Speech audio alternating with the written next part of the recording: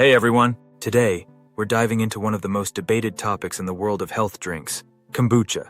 Specifically, we're comparing home-brewed kombucha to store-bought kombucha. And we are going to answer a few very important questions. Which kombucha is better for you? What's the difference between the two kombuchas? And how is kombucha made at a high industrial level versus at home? This and a lot more we will answer in this video, then let's go and find out. What is kombucha? First off, let's start defining what exactly is kombucha. For those who don't know, kombucha is a fermented tea that's slightly sweet, tangy, and full of probiotics. It's made using tea, sugar, and a SCOBY, short for symbiotic culture of bacteria and yeast. The fermentation process turns the sugar into healthy acids, carbonation, and those gut-friendly probiotics.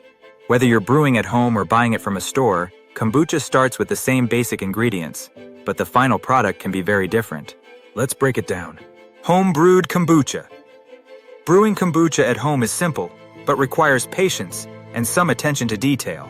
The process looks like this. You make a sweet tea using sugar and black or green tea. Once it cools, you add the SCOBY and let it ferment for about a week or two.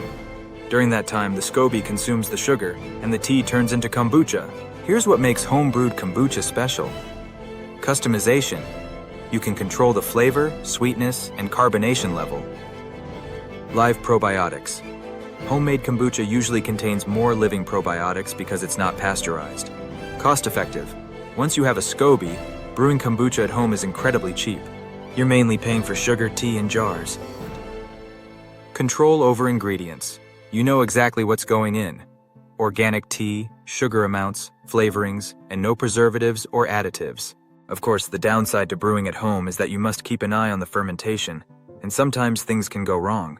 But overall, if you're careful, you get a drink that's super fresh and tailored to your taste. Store-bought kombucha. Now let's talk about store-bought kombucha. This type is made on a much larger scale in industrial facilities to meet high demand. Here's how the process differs. Large-scale fermentation. Companies brew kombucha in massive batches, often using stainless steel fermenters that can hold hundreds of gallons of tea. Controlled fermentation. The fermentation process is highly controlled with precise temperatures, oxygen levels, and yeast strains to maintain consistency. Pasteurization. Most commercial kombucha is pasteurized or filtered to kill off bacteria and yeast, which extends shelf life but may reduce the number of live probiotics. Carbonation. Some store-bought kombucha has added carbonation to achieve that fizzy texture we all love, whereas in homemade versions, carbonation happens naturally. Standardization. Flavors are often preset, and some kombucha brands use additives like preservatives or stabilizers to ensure a consistent product. So, with store-bought kombucha, you're getting consistency, convenience, and the guarantee that it's been safety tested. But there are some trade-offs, like fewer live probiotics due to pasteurization and less control over ingredients. Health benefits. Home-brewed versus store-bought. Now, let's compare the potential health benefits of each type. Probiotics. Home-brewed kombucha typically has more live probiotics because it's unpasteurized.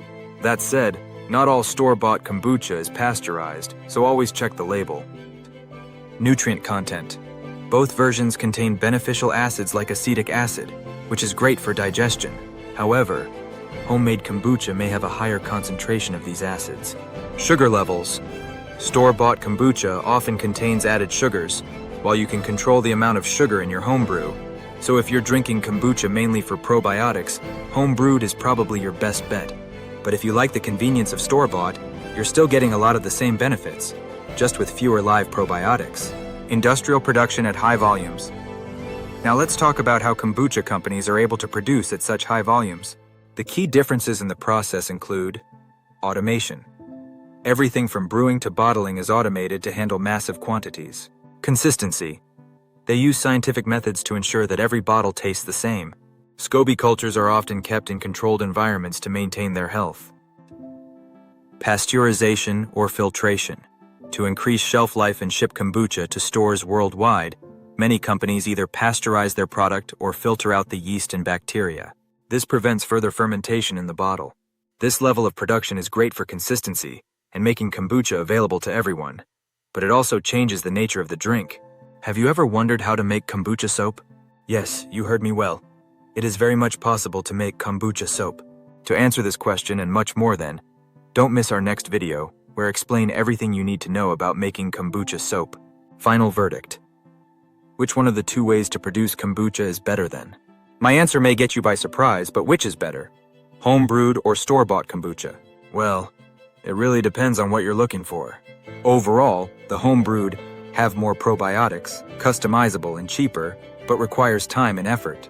While on the other hand, store-bought, convenient, consistent, and safe, but may contain fewer live probiotics and more additives. If you love experimenting with flavors and want to control every aspect of your kombucha, home brewing is the way to go. But if you're short on time and want a ready-made solution, store-bought kombucha is still a healthy, tasty choice. Whether you're brewing your own or picking it up at the store, kombucha is a great way to support gut health and enjoy a refreshing, flavorful drink. Let me know in the comments which one you prefer, home-brewed or store-bought kombucha. Don't forget to like, subscribe, and hit that notification bell for more healthy living tips and tricks in how to brew kombucha at home. Until our next video then, happy brewing!